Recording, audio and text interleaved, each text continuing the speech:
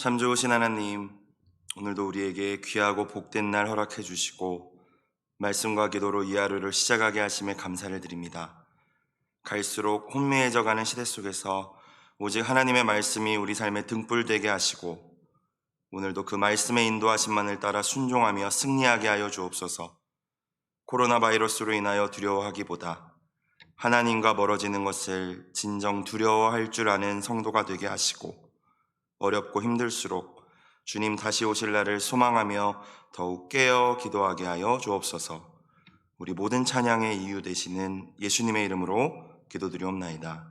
아멘. 오늘 하나님 말씀은 구약 역대하 33장 말씀입니다. 역대하 33장 1절부터 25절까지 말씀.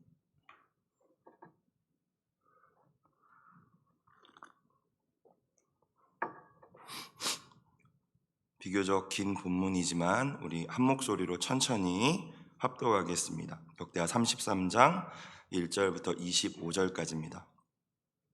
므낫세가 왕위에 오를 때에 나이가 12세라 예루살렘에서 55년 동안 다스리며 여호와 보시기에 악을 행하여 여호와께서 이스라엘 자손 앞에서 쫓아내신 이방 사람들의 가증한 일을 본받아 그의 아버지 히스기야가 헐어버린 산당을 다시 세우며 바알들을 위하여 제단을 쌓으며 아세라 목상을 만들며 하늘의 모든 일월 성신을 경배하여 섬기며 여호와께서 전에 이르시기를 내가 내 이름을 예루살렘에 영원히 두리라 하신 여호와의 전에 제단들을 쌓고 또 여호와의 전 두 마당에 하늘의 일월 성신을 위하여 제단들을 쌓고 또 흰놈의 아들 올짜기에서 그의 아들들을 불 가운데로 지나가게 하며 또 점치며 사술과 요술을 행하며 신접한 자와 박수를 신임하여 여호와 보시기에 악을 많이 행하여 여호와를 진노하게 하였으며 또 자기가 만든 아로새긴 목상을 하나님의 전에 세웠더라. 옛적에 하나님이 이 성전에 대하여 다윗과 그의 아들 솔로몬에게 이르시기를 내가 이스라엘 모든 지파 중에서 택한 이 성전과 예루살렘에 내 이름을 영원히 둘지라. 만일 이스라엘 사람이 내가 명령한 일들 곧 모세를 통하여 전한 모든 율법과 율례와 규례를 지켜 행하면 내가 그들의 발로 다시는 그의 조상들에게 정하여 준 땅에서 옮기지 않게 하리라 하셨으나 유다와 예루살렘 주민이 므낫세의 꾀임을 받고 악을 행한 것이 여호와께서 이스라엘 자손 앞에서 멸하신 모든 나라보다 더욱 심하였더라. 여호와께서 므낫세와 그의 백성에게 이르셨으나 그들이 듣지 아니하므로 여호와께서 아수르 왕의 군대 지휘관들이 와서 치게 하심에 그들이 므낫세를 사로잡고 쇠사슬로 결박하여 바벨론으로 끌고 간지라. 그가 환난을 당하여 그의 하나님 여호와께 간구하고 그의 조상들의 하나님 앞에 크게 겸손하여 기도하였으므로 하나님이 그의 기도를 받으시며 그의 간구를 들으시사 그가 예루살렘에 돌아와서 다시 왕위에 앉게 하심에 므낫세가 그제서야 여호와께서 하나님이신 줄을 알았더라. 그 후에 다윗 성바 기온 서쪽 골짜기 안에 외성을 쌓되 어문 어기까지 이르러 오벨을 둘러 매우 높이 쌓고 또 유다 모든 견고한 성읍에 군대 지휘관을 두며 이방신들과 여호와의 전의 우상을 제거하며 여호와의 전을 건축한 사내와 예루살렘에 쌓은 모든 제단들을 다 성 밖에 던지고 여호와의 제단을 보수하고 화목제와 감사제를 그 제단 위에 드리고 유다를 명령하여 이스라엘 하나님 여호와를 섬기라 하매 백성이 그의 하나님 여호와께만 제사를 드렸으나 아직도 산당에서 제사를 드렸더라. 므낫세의 남은 사적과 그가 하나님께 한 기도와 선견자가 이스라엘 하나님 여호와의 이름으로 권한 말씀은 모두 이스라엘 왕들의 행장에 기록되었고 또 그의 기도와 그의 기도를 들으신 것과 그의 모든 죄와 허물과 겸손하기 전에 산당을 세운 곳과 아세라 목상과 우상을 세운 곳들이 다 호세의 사기에 기록되니라. 므낫세가 그의 열조와 함께 누움에 그의 궁에 장사되고 그의 아들 아몬이 대신하여 왕이 되니라. 아몬이 왕위에 오를 때 나이가 22세라 예루살렘에서 2년 동안 다스리며 그의 아버지 므낫세의 행함같이 여호와 보시기에 악을 행하여 아몬이 그의 아버지 므낫세가 만든 아로새긴 모든 우상에게 제사하여 섬겼으며 이 아몬이 그의 아버지 므낫세가 스스로 겸손함같이 여호와 앞에서 스스로 겸손하지 아니하고 더욱 범죄하더니 그의 신하가 반역하여 왕을 궁중에서 죽임에 백성들이 아몬 왕을 반역한 사람들을 다 죽이고 그의 아들 요시야를 대신하여 왕으로 삼으니라. 아멘. 오늘 말씀 히스기야의 뒤를 이어 유다의 왕이 된 므낫세와 또 그의 아들 아몬까지 등장하고 있죠. 히스기야는 어떤 왕이었습니까? 유다의 역대 왕들 가운데 다윗과 비견할 만한 왕이었던 것 같아요. 하나님 보시기에 정직했던 왕이었고 우상을 제거하고 공동체의 예배를 회복했던 왕이었습니다. 또한 기도를 통하여서 공동체의 위기와 또 개인의 문제까지도 극복했던 왕이었지요. 다윗 왕조의 부흥과 하나님 나라의 회복을 다시 꿈꾸게 해주었던 유다의 등불과도 같은 인물이 히스기야였습니다. 그런데 안타깝게도 오늘 말씀을 보니까 그의 아들 므낫세 또 그의 뒤를 이어서 왕위에 오른 이 아몬이라는 사람은 이 히스기야의 길을 따르지 않았던 것 같습니다. 오늘 말씀을 보니 그들이 여호와 보시기에 악을 행하였다라고 기록되어 있죠. 열왕기나 역대기에서 이스라엘의 유다의 왕들을 소개할 때 여호와 보시기에라는 표현이 반복됩니다. 특별히 하나님만을 온전히 섬기지 않았고 또 우상 숭배에 빠졌던 왕들을 묘사할 때는 공통적으로 여호와 보시기에 악을 행하였다라고 묘사하죠. 오늘 3절부터 7절까지 말씀은 히스기야의 뒤를 이은 이 므낫세라는 사람이 이 왕이 얼마나 정말로 열렬하게 또 끔찍하게 우상을 숭배했는지 묘사하고 있습니다. 아버지 히스기야가 깨끗하게 했던 성전에 다시 우상의 제단을 만들고 우상만 섬긴 것이 아니라 일월 성신을 섬겼다죠. 해와 달과 별까지. 또 할아버지 아하스가 악했던 왕 아하스가 했던 것처럼 흰놈의 골짜기라는 곳에서 자기 아들들을 불로 태워서 우상에게 제사하기도 했습니다. 하나님의 선지자를 신뢰하는 것이 아니라 신접한 자와 박수, 즉 무당을 신뢰했다고 해요. 6절 말씀을 보니까 이렇게 나와 있습니다. 후반부에 여호와 보시기에 악을 많이 행했다. 므낫세의 전반기의 모습을 표현하는 표현인 것 같습니다. 악을 많이 행하였다. 지도자 므낫세의 타락은 개인의 타락으로 끝나지 않았습니다. 온 유다 백성들에게 영향을 미쳤죠. 축복의 통로가 되어야 할 하나님의 백성 유다가 이방 민족들보다도 더 타락해버리고 말았습니다. 9절 말씀을 함께 보겠습니다. 유다와 예루살렘 주민이 므낫세의 꾀임을 받고 악을 행한 것이 여호와께서 이스라엘 자손 앞에서 멸하신 모든 나라보다 더욱 심하였더라. 하나님의 백성이 하나님을 모르는 자들보다 더욱 심하게 우상을 숭배하고 타락했다는 것입니다. 오늘날 교회와 또 성도들의 모습은 아닌지 우리는 오늘 말씀을 통하여서 돌아봐야 할 것 같아요. 아니 어떻게 히스기야와 같은 아버지 밑에서 이 므낫세와 같은 자식이 나올 수 있을까? 역사학자들이 이야기하기를 므낫세가 비교적 어린 나이에 왕위에 올랐기 때문에 약 초반 10년 동안은 아버지 히스기야의 섭정이 있었을 것이라고도 추측을 합니다. 즉 아버지를 보고 배우는 시간이 10년이나 므낫세에게 주어졌다는 것이죠. 하지만 그럴 수 있었음에도 불구하고 아버지의 본을 잘 배울 수 있는 그 기회가 주어졌음에도 불구하고 므낫세는 선택합니다. 다윗의 본, 히스기야의 본이 아니라 이방인들, 우상을 섬기는 자들의 본을 따르기로 선택하고 그 길을 걷죠. 2절의 후반부를 보시면 이방 사람들의 가증한 일을 본받아라고 나와 있어요. 본받아. 그럼 사실 우리 인생에서 내가 누구를 본받을 것인지, 누가 걸어간 길을 나도 따라갈 것인지 선택하는 일이 매우 중요한 것 같습니다. 사실 우리가 스스로 개척하는 길보다는 누군가의 발자취를 따르게 되는 일이 많은 것 같아요. 유다의 왕들이 본받았던 대표적인 두 가지 길, 하나는 다윗의 길이었고요, 하나는 오늘 므낫세가 걸었던 이방인들의 길이었습니다. 다윗의 길은 여호와 보시기에 정직했던 길이고 우상을 제거하고 하나님만 전심으로 섬겼던 길이었죠. 반면에 이방인들의 길이란 여호와 보시기에 악한 길이었고 우상 숭배의 길이었습니다. 저와 여러분이 본받아야 할 모범과 따라야 할 길이 무엇이겠습니까? 다윗의 길이고 히스기야의 길이며 아름답게 신앙을 지킨 모든 믿음의 사람들의 길을 저와 여러분은 본받아야 할 줄로 믿습니다. 선지자들의 길이며 사도들의 길이며 수많은 믿음의 아름다운 또한 주님의 종들의 길이며 믿음의 선배들의 길이죠. 궁극적으로는 예수님의 그 길, 사랑과 섬김과 희생과 순종의 그 길을 또 그 모범을 저와 여러분은 선택하고 본받아야 합니다. 생각해보면은 회색지대는 없는 것 같아요. 미지근한 길은 없습니다. 또 많은 사람들이 간다고 해서 그 길이 옳은 것도 결코 아니죠.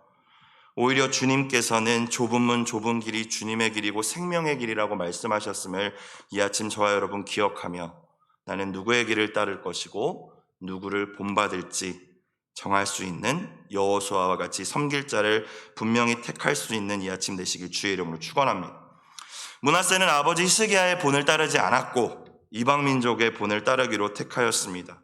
그의 아들 아몬은 므낫세의 이 악한 모습만을 따랐고 후반부에 가보면 이 므낫세가 회개하는 모습도 나오는데 또 그 회개하는 모습은 따르지 않았다고 기록되어 있죠.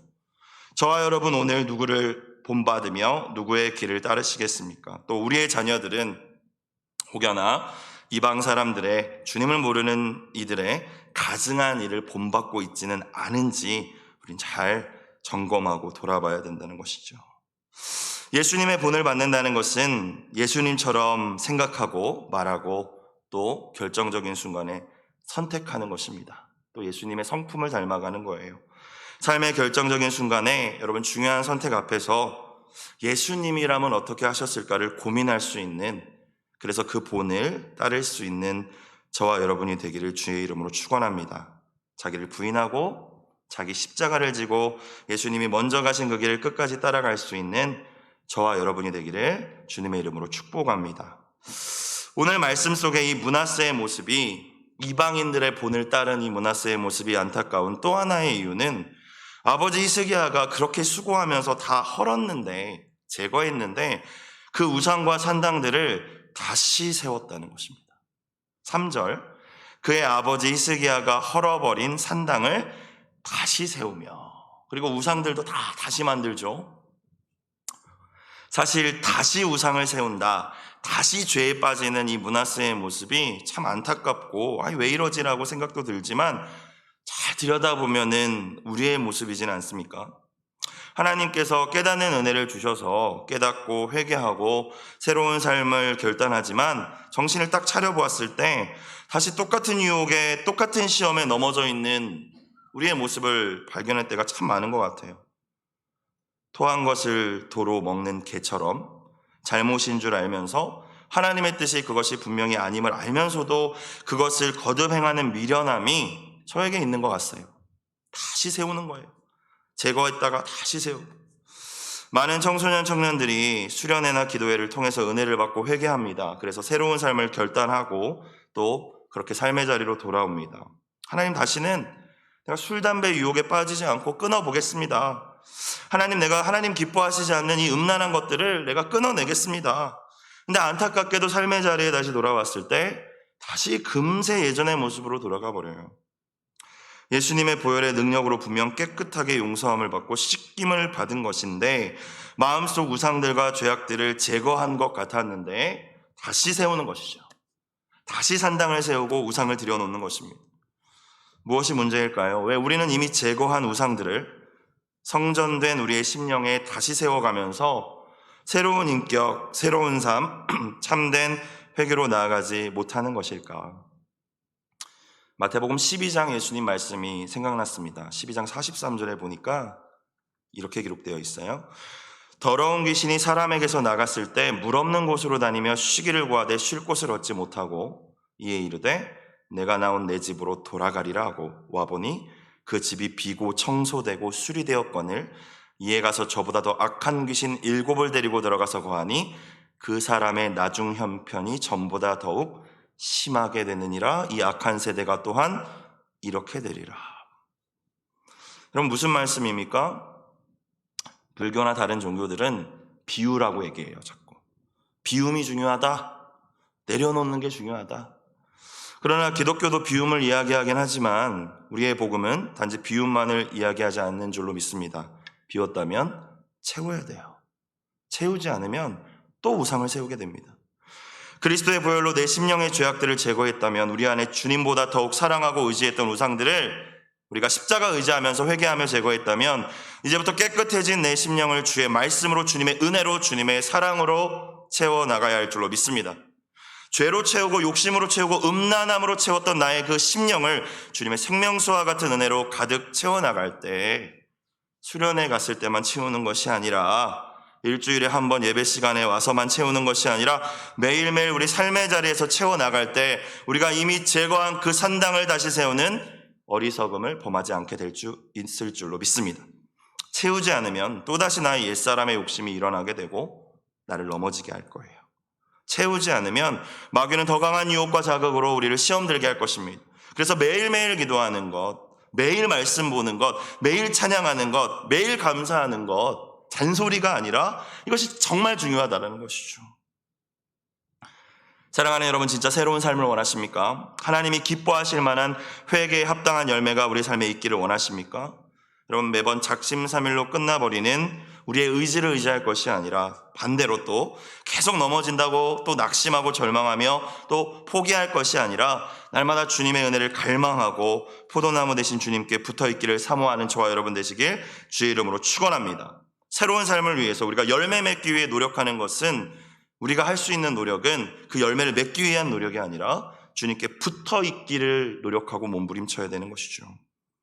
겸손한 회개로 깨끗해진 우리의 심령에 이제 주님의 말씀이 매일 채워져 가고 성령의 능력으로 충만해질 때 예수님을 본받은, 예수님을 닮은 그 인격과 변화된 삶의 열매들이 우리 가운데 맺히게 될 줄로 믿습니다.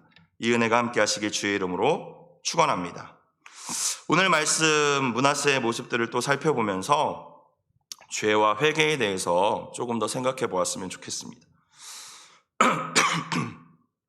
하나님께서 분명 하나뿐인 아들 예수님을 내어주시기까지 저와 여러분을 사랑하시죠. 그러나 또한 기억해야 할 중요한 사실은 하나님은 거룩한 분이라는 사실입니다. 우리를 사랑하시지만 우리가 지는 죄까지 사랑하시지는 않으시죠. 죄는 미워하십니다. 우상 숭배를 결코 기뻐하지 않으십니다. 질투하시는 하나님이시고 소멸하시는 불이라고 말씀하셨어요. 하나님의 백성이 돌이키지 않고 고집부리며 계속 범죄할 때, 우상 숭배할 때 진노하신다. 오늘 6절 후반부를 보니까 므낫세가 여호와 보시기에 악을 많이 행하여 여호와를 진노하게 하셨습니다. 하나님의 백성이 하나님의 길을 떠나 범죄할 때, 우상을 숭배하여 돌이키지 않을 때 하나님께서는 반드시 말씀을 통하여서 먼저 경고해 주시는 것 같아요. 성경 말씀, 그리고 설교자의 메시지, 때로는 못 알아들을 때는 상황과 환경까지도 이용하시죠. 그러나 하나님께서 계속 말씀하심에도 불구하고 우리의 귀가 어두워져서 듣지 못하고 깨닫지 못할 때도 많은 것 같습니다. 그래서 우리의 기도 가운데 하나님 앞에서, 말씀 앞에서 하나님, 제가 항상 민감하게 반응할 수 있게 해주세요 라는 기도가 참 중요한 것 같아요. 하나님께서 말씀하실 때 내 안의 죄악들과 우상들을 직면하게 하셨을 때 여러분 어떻게 해야겠습니까? 겸손히 회개하고 하나님의 은혜를 구해야 할 줄로 믿습니다. 하나님, 내가 하나님보다 이거 더 사랑했네요, 의지했네요, 기대했네요. 마음속 깊은 곳에 있는 숨은 우상들과 우리의 모든 탐심들을 그 즉시 내려놓는 것이 여러분 지혜인 줄로 믿습니다. 근데 끝까지 고집부리고 잘못된 길을 고집한다면 하나님의 그 진노가 임할 수밖에 없는 것이죠. 사실 성도의 본분은 하나님 뜻대로 순종하며 살다가 의를 위하여 핍박받고 고난받는 것이 하나님께 영광도 돌리고 그것이 하나님의 뜻일 텐데, 오히려 그게 아니라 그렇게 살아야 될 우리가 하나님의 뜻을 거슬러 매맞고, 하나님께 매맞고 하나님과 세상 사람들에게 부끄러움이 되는 일이 벌어지게 되는 것입니다. 10절 11절 말씀을 봅시다. 여호와께서 므낫세와 그의 백성에게 이르셨으나, 말씀하셨다는 거잖아요. 경고해 주셨다는 거잖아요. 근데 그들이 듣지 아니함으로. 11절 여호와께서 아수르 왕의 군대 지휘관들이 와서 치게 하심에, 아수르 군대 지휘관이 와서 치게 하시는 게 하나님이라는 것입니다. 그들이 므낫세를 사로잡고 쇠사슬로 결박하여 바벨론으로 끌고 간지라. 하나님의 징계가 임했어요. 여러분, 하나님은 우리의 아버지 되십니다. 아버지가 사랑하는 자녀를 징계하듯 하나님께서도 우리를 징계하시죠. 그리고 그 징계의 목적은 무엇입니까? 우리가 자녀들을 훈육하는 목적과 다르지 않은 것 같아요. 망하게 하는 것도 아니고 죽도록 만드는 것도 아닙니다. 아픔을 통하여서 깨닫고 돌이켜 회복의 은혜를 경험하고 원래 누릴 수 있는 하나님이 주시고자 한 풍성한 삶을 누리고 나아가 축복의 통로로 살아가게 하시는 것이 그 징계의 목적인 줄로 믿습니다. 자기 힘만을 의지하면서 물을 얻지도 못하는 웅덩이만 계속 자기 힘으로 파내는 그 피곤한 인생 이제 그만 내려놓고 생수의 근원 대신 하나님께로 돌아와 진짜 기쁨과 평안과 쉼을 얻으라고 말로 듣지 못했을 때 징계를 허락하시는 것이죠. 이것이 우리를 향한 아버지 하나님의 본심임을 저와 여러분은 믿을 수 있어야 하는 거예요. 예레미야 29장 말씀처럼 우리를 향한 하나님의 생각은 평안이요 재앙이 아닌 줄로 믿습니다. 우리의 미래에 희망을 주는 것이 하나님의 계획이며 하나님의 마음이라는 것이죠. 매맞지 않고 말씀하셨을 때 깨닫고 돌이킨다면 여러분 사실 얼마나 좋겠습니까? 그러나 고집부리고 교만하여 오늘 본문의 므낫세와 같이 말씀을 듣고는 회개하지 않았을 때 한 대 맞고 나서야 그제서야 하나님 잘못했습니다. 그러지 않겠습니다. 회개할 때가 참 많은 것 같아요. 저도 인생을 돌아보면 그런 순간순간들이 참 많았었던 것 같습니다. 그런데 생각해보면 맞고 깨닫는 것도 은혜인 것 같아요. 그럼 맞으면서도 깨닫지 못하는 사람들도 많다고 생각합니다.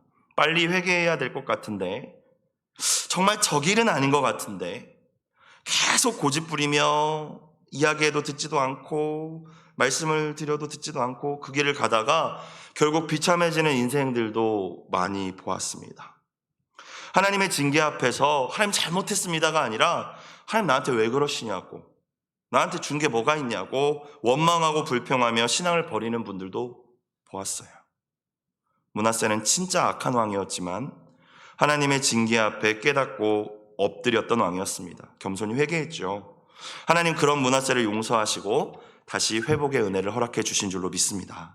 12절 13절 그가 므낫세가 환난을 당하여 그의 하나님 여호와께 간구하고 그의 조상들의 하나님 앞에 크게 겸손하여 기도하였으므로 회개했다는 것이죠. 하나님이 그의 기도를 받으시며 그의 간구를 들으시사 그가 예루살렘에 돌아와서 다시 왕위에 앉게 하심에 므낫세가 그제서야 여호와께서 하나님이신 줄을 알았더라.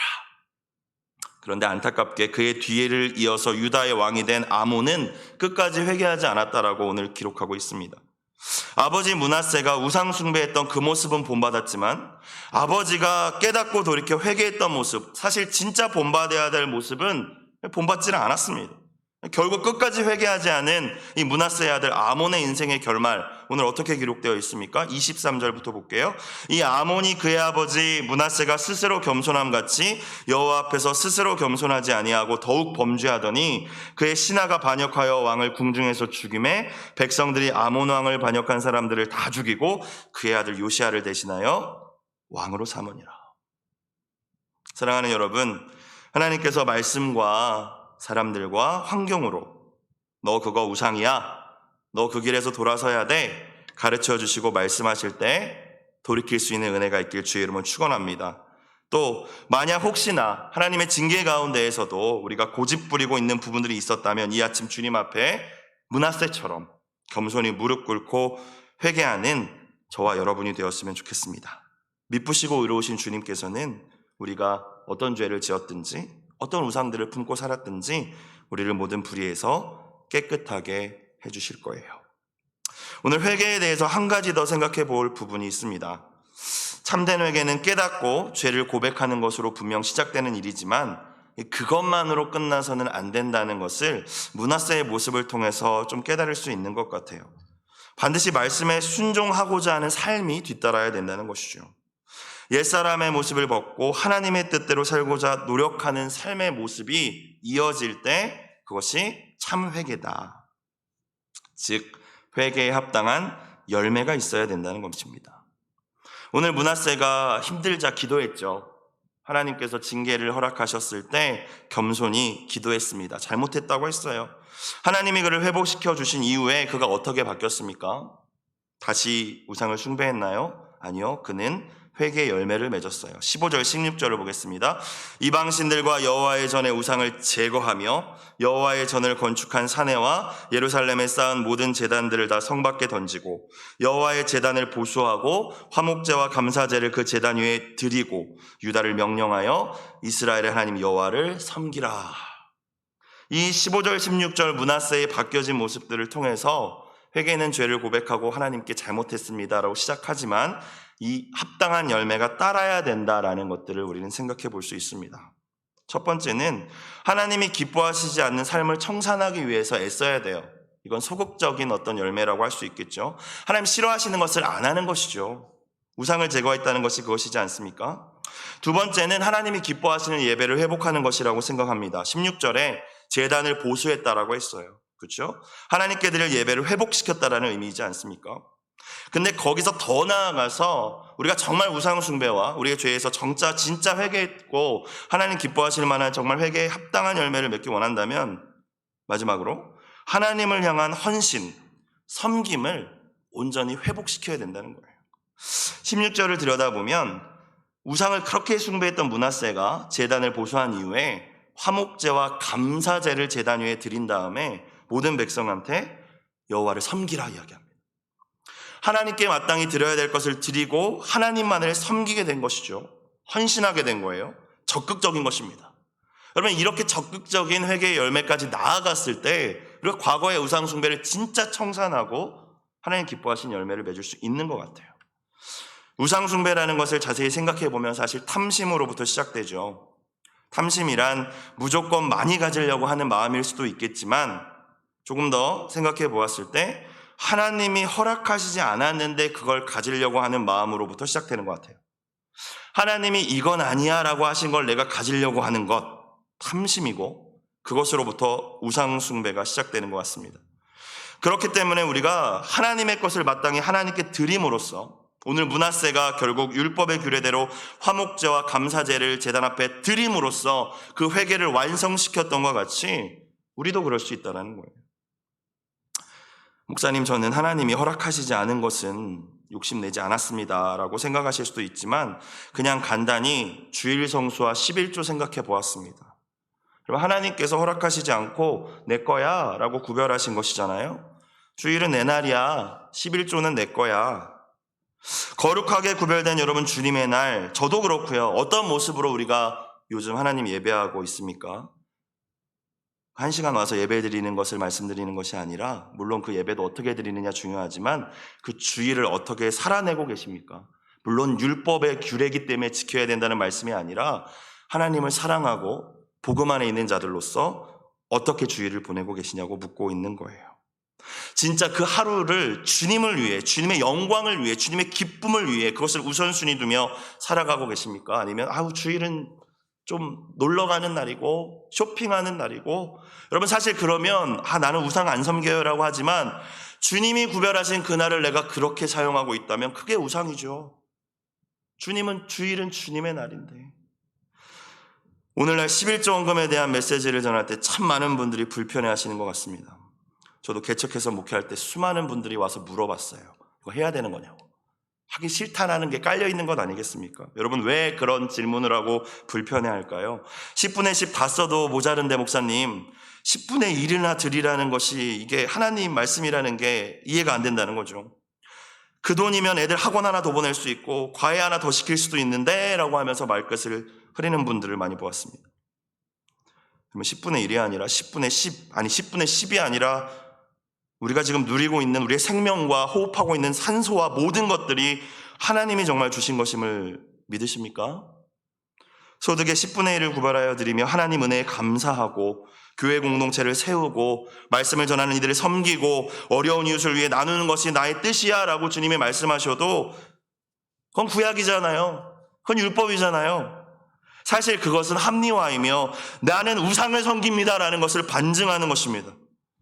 10년, 20년 교회 다녀도 온전한 11조를 드리지 못하고 있다면 여러분 죄송하지만 어떻게 받아들이실지 모르겠지만 하나님을 예배하는 것이 아니라 우상 섬기고 계신 거예요. 분명히 우상 숭배입니다. 오늘 말씀을 통해 여러분에게 주신 주님의 음성 무엇입니까? 그리고 제거하라고 하신 우상은 또 무엇입니까? 한 해를 마무리하며 새로운 한 해를 준비하며 우리가 주님 앞에 가장 먼저 해야 할 일, 주님 회개라고 말씀하시네요. 더 이상 고집 부리지 말고, 더 이상 교만하지 말고, 말씀 앞에 겸손히 깨닫고 돌이켜 주님보다 더 사랑하고 더 좋아하고 더 의지했던 모든 우상들을 정말 완벽하게 제거해야 할 줄로 믿습니다.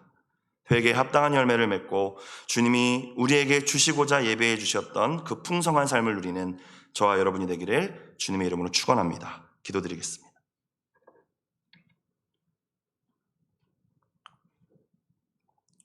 사랑과 은혜가 풍성하신 하나님 아버지, 주님 것을 내 것이라고 주장하며 살아왔던 시간들, 우상을 숭배하면서 깨닫지도 못하고 왜 나에게 은혜 주시지 않고 축복해 주시지 않는 거냐고 하나님을 원망했던 시간들을 이 시간 회개하기 원합니다. 겸손하게 회개하는 심령에 성령의 은사를 허락하여 주시고 우리 안에 모든 탐심과 우상들이 제거되고 하나님이 기뻐하시는 삶으로 나아가는 이 시간이 되게 하여 주옵소서. 구별하여 드린 예물을 받아주시고 믿음으로 드린 기도의 제목을 주님 흠양하시며 아름답게 응답하여 주옵소서. 예수님의 이름으로 기도드리옵나이다. 아멘.